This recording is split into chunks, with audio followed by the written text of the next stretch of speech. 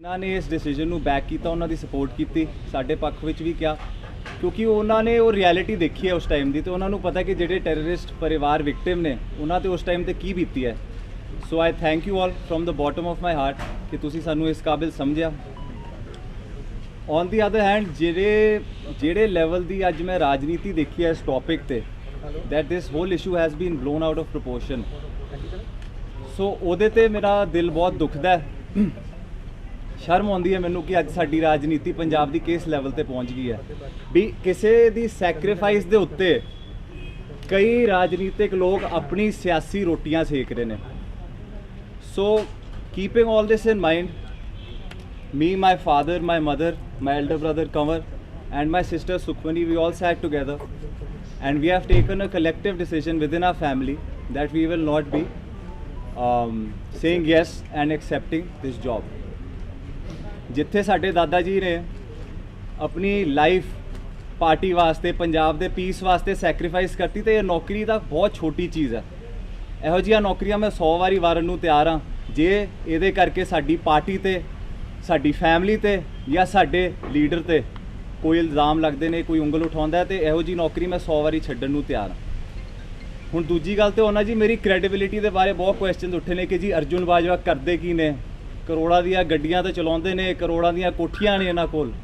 ਕਿਸੇ ਨੇ ਇਹ ਪਤਾ ਕਰਨ ਦੀ ਕੋਸ਼ਿਸ਼ ਕੀਤੀ ਕਿ ਅਰਜੁਨ ਬਾਜਵਾ ਦੀ ਕੁਆਲੀਫਿਕੇਸ਼ਨ ਕੀ ਹੈ? ਮੈਂ ਤੁਹਾਨੂੰ ਦੱਸ ਦਿੰਦਾ, ਮੈਂ ਨੈਸ਼ਨਲ ਲੈਵਲ ਤੇ ਬਾਸਕਟਬਾਲ, ਹਾਕੀ, ਗੋਲਫ ਦਾ ਪਲੇਅਰ ਰਹਿ ਚੁੱਕਿਆ। ਫਿਟਨੈਸ ਦੇ ਅੰਦਰ ਮੈਂ ਪੂਰਾ I have studied in the most prestigious school in this country called the Lawrence School Sanawar. ਜੇ ਮੈਂ ਵਧੀਆ ਕਾਲਜ ਚੱਲ ਗਿਆ, ਵਧੀਆ ਸਕੂਲ ਚੋਂ ਗ੍ਰੈਜੂਏਟ ਹੋ ਗਿਆ, ਮੇਰੇ ਕੋਲ BBA ਦੀ ਡਿਗਰੀ ਹੈ, ਸਾਰੀਆਂ ਕੁਆਲੀਫਿਕੇਸ਼ਨਸ ਨੇ, ਤੇ how does that stop me from claiming my right? How does that stop people to tell me about my grandfather sacrifice ਕਿ 34 ਸਾਲਾਂ ਬਾਅਦ ਜੀ ਕਿੱਦਾਂ ਦੇ ਰਹੇ ਹੋ? ਕੋਈ ਸ਼ਹਾਦਤ ਦੀ ਕੋਈ ਐਕਸਪਾਇਰੀ ਡੇਟ ਹੁੰਦੀ ਹੈ ਕਿ ਮਹਾਤਮਾ ਗਾਂਧੀ ਅੱਜ ਤੋਂ ਕਿੰਨੇ ਸਾਲਾਂ ਪਹਿਲੇ ਸ਼ਹੀਦ ਹੋ ਗਏ, ਆਪਾਂ ਕਿਹਾ ਨਹੀਂ ਜੀ 20 ਸਾਲ ਹੋ ਗਏ ਬਸ ਮਹਾਤਮਾ ਗਾਂਧੀ ਨੂੰ ਭੁੱਲ ਜਾਈਏ ਫਿਰ ਆਪਾਂ? ਇਹ ਕਿੱਥੋਂ ਦਾ ਜਸਟਿਸ ਹੈ? ਲੋਕੀ ਗੱਲ ਕਰਦੇ ਨੇ। ਇੱਕ ਹੋਰ ਪੁਆਇੰਟ ਮੈਂ ਬਹੁਤ ਕਲੀਅਰਲੀ ਦੱਸਣਾ ਚਾਹੁੰਦਾ ਕਿ ਤੁਹਾਨੂੰ ਸਾਰਿਆਂ ਨੂੰ ਪਤਾ ਹੈ ਕਿ ਜਦੋਂ ਕੋਈ ਬੰਦਾ ਇੰਸਪੈਕਟਰ DSP ਰਿਕਰੂਟ ਹੁੰਦਾ ਹੈ, ਇਹ ਨਹੀਂ ਹੁੰਦਾ ਕਿ ਕੱਲ ਨੂੰ ਕੈਬਨਿਟ ਨੇ ਅਪਰੂਵ ਕੀਤਾ ਤੇ ਅੱਜ ਮੈਂ ਵਰਦੀ ਪਾ ਕੇ ਤੇ ਥਾਣੇ ਪਹੁੰਚ ਗਿਆ। ਇਹਦੀ 2 ਸਾਲ ਦੀ ਬਕਾਇਦਾ ਟ੍ਰੇਨਿੰਗ ਹੁੰਦੀ ਹੈ। 1 year institutional training in Phillaur, 3 months commando training at Bahadurgarh Fort, then 8 months you are posted as an SHO on field। ਉਸ ਤੋਂ ਬਾਅਦ ਜਾ ਕੇ ਤੁਸੀਂ ਕਿਤੇ ਲੱਗਦੇ ਹੋ। ਮੈਂ ਕੋਈ ਚੇਅਰਮੈਨ ਹੀ ਤਾਂ ਲਿੱਤੀ ਨਹੀਂ ਕਿ ਜੀ ਹਾਂ ਬੜਾ ਸੌਖਾ ਕੰਮ ਹੈ ਕਿ ਤੁਸੀਂ ਜੇ AC ਦਫ਼ਤਰ 'ਚ ਜਾਓ ਤੇ ਸ਼ਾਮੀ 2 ਘੁੱਗੀਆਂ ਕਾਗਜ਼ਾਂ ਤੇ ਮਾਰ ਕੇ ਤੇ ਘਰ ਨੂੰ। ਪੁਲਿਸ ਦੀ ਨੌਕਰੀ ਇੱਕ ਬਰੇਵ ਹਾਰਟ ਦੀ ਨੌਕਰੀ ਹੈ। It would have been nothing but a tribute to my late grandfather. He would have loved to see me in this uniform serving the country like he did. And maybe ਖੁਦਾ ਨਾ ਖਾਸਤਾ police ਦੀ ਨੌਕਰੀ ਇਹੋ ਜਿਹੀ ਹੈ ਕਿ you have to risk your life every day to fight crime. ਇਹ ਤਾਂ ਹੁੰਦਾ ਨਹੀਂ ਨਾ ਕਿ ਬਾਈ ਬਹੁਤ ਕੀ ਕਹਿੰਦੇ ਹੈ ਟੌਰ ਦੀ ਮਤਲਬ ਉਹ ਕੀ ਕਹਿੰਦੇ ਬਹੁਤ ਈਜ਼ੀ ਲਾਈਫ ਹੈ। You have to risk your life every day to protect people. That's what my grandfather did. That's the precedent he created, and that's the blood that is running in our veins to serve this nation in some way. So ये नौकरी छोटी चीज़ है कोई ना। I think life has better things to offer me. ਤੇ ਆਪਾਂ ਕੀ ਕਹਿੰਦੇ ਆ ਇਹਦੇ ਉੱਤੇ ਇੰਨੀ ਗੰਦੀ ਰਾਜਨੀਤੀ ਨਾ ਕਰੀਏ। ਤੇ ਤੀਜੀ ਗੱਲ ਮੈਂ ਹੁਣ ਆਉਣਾ ਚਾਹੁੰਦਾ ਕਿ ਕਿਸੇ ਬੱਚੇ ਨੇ ਆਪਣੇ ਦਾਦੇ ਦਾ ਜਿਹੜਾ ਪਿਆਰ ਨਹੀਂ ਕਦੇ ਦੇਖਿਆ। I lost my grandfather before I was born. ਤੇ ਲੋਕੀ ਇਹਦੇ ਤੇ ਰਾਜਨੀਤੀ ਕਰਦੇ ਨੇ ਕਿ ਇਹ ਤੇ ਬੱਚੇ ਪੈਦਾ ਨਹੀਂ ਹੋਏ ਸੀ ਤੇ ਇਹਨਾਂ ਨੂੰ ਕਿਉਂ?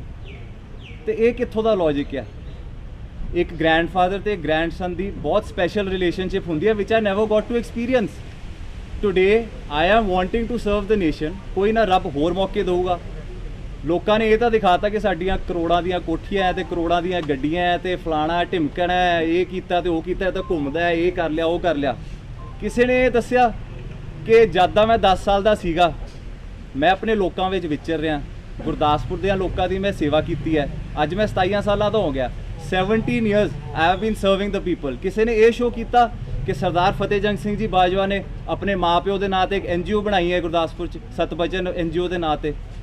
ਉਹ ਪੂਰੇ 5 ਸਾਲ ਹੋ ਗਏ ਉਹਨੂੰ। ਕਰੋਨਾ ਦੇ ਪੈਂਡੈਮਿਕ ਦੇ during we have 5 ambulances running over there serving the people. We have distributed so much medical COVID kits, everything from our own pockets। ਕਿਸੇ ਨੇ ਇਹ ਦੱਸਿਆ why only negative propaganda? Why is everybody looking at the cons?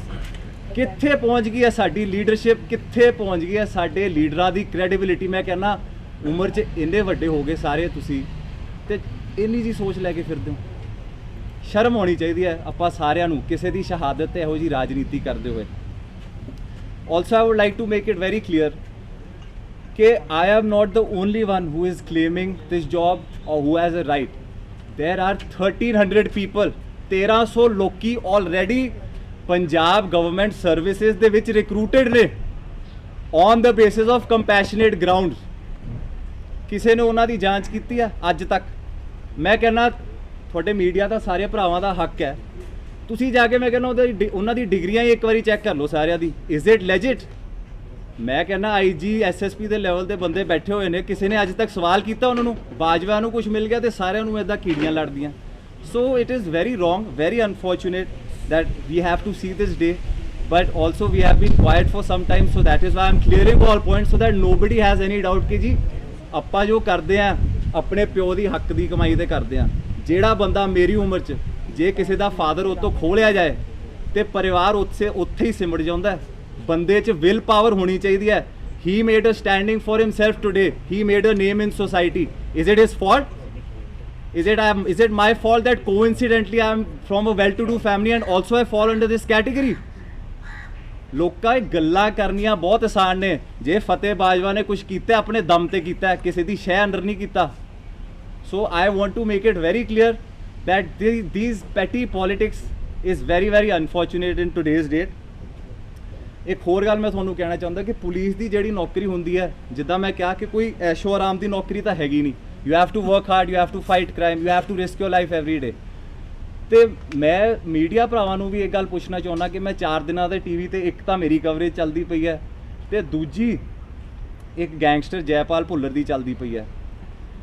High court ਨੇ ਇਹ ਫੈਸਲਾ ਕਰਤਾ ਜੀ, ਉਹਦਾ ਪੋਸਟਮਾਰਟਮ ਹੋ ਰਿਹਾ ਹੈ, ਉਹਦੇ ਇਹ ਰਿਸ਼ਤੇਦਾਰ ਨੇ, ਉਹ ਇਹ ਕਰਦਾ ਸੀਗਾ, ਇਹ ਉਹਦਾ ਘਰ ਆ, ਸਾਰਾ ਕੁਝ ਫੁੱਲ ਕਵਰੇਜ ਟੂ ਹਿਮ।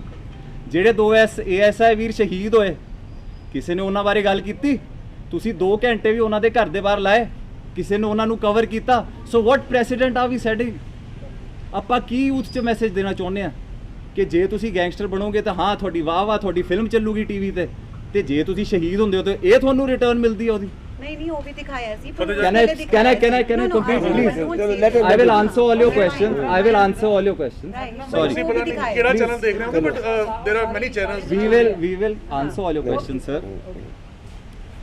So ਇਹੀ ਮੈਂ ਕਹਿਣਾ ਚਾਹੁੰਦਾ ਕਿ ਇੱਕ ਇਹ ਜੌਬ ਹੁੰਦੀ ਹੈ ਸੈਕਰੀਫਾਈਸ ਦੀ। ਲੋਕਾਂ ਨੇ ਅੱਗੇ ਮੌਕੇ ਦਿੱਤੇ ਹੈ। ਅਰਜੁਨ ਬਾਜਵਾ ਅੱਗੇ ਵੀ ਲੋਕਾਂ ਦੀ ਸੇਵਾ ਕਰਦਾ ਹੈ, ਕਰਦਾ ਰਹੂਗਾ।